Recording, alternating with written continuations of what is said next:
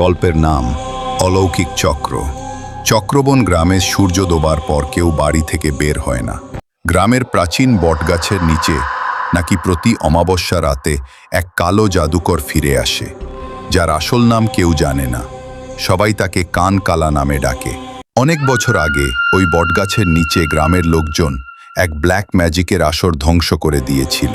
সেই জাদুকর আগুনে পুড়ে মারা গেলেও তার আত্মা নাকি আজও ফিরে আসে, শরীর ছাড়াই। কিন্তু শক্তি আগের থেকেও ভয়ঙ্কর। কথিত আছে, যার শরীরে চক্র আঁকা থাকবে সে তার পরবর্তী শিকার। গ্রামে ফিরে আসে Tanmoy, a documentary film maker, পুরো ব্যাপারটা খুঁজে দেখার জন্য। কিন্তু সে যেদিন বটগাছের নিচে যায়, পরদিন সকালে তার গায়ে এক লাল রঙের ঘূর্ণি চিহ্ন দেখা যায়।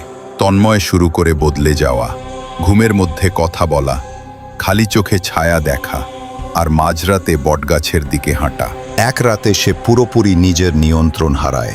ক্যামেরা চালু রেখে সে হেঁটে যায় বটগাছের নিচে এবং হারিয়ে যায়। পরদিন তার ক্যামেরার ফুটেজে দেখা যায় এক অন্ধকার ছায়া ধীরে ধীরে এসে তার কানে কিছু ফিসফিস করে। তারপর হঠাৎ সব নিস্তব্ধ। একটি পাথরে খোদাই করা চিহ্ন, একটি গোল চক্রের মাঝখানে লেখা, আরও এক আত্মা ফিরে এলো।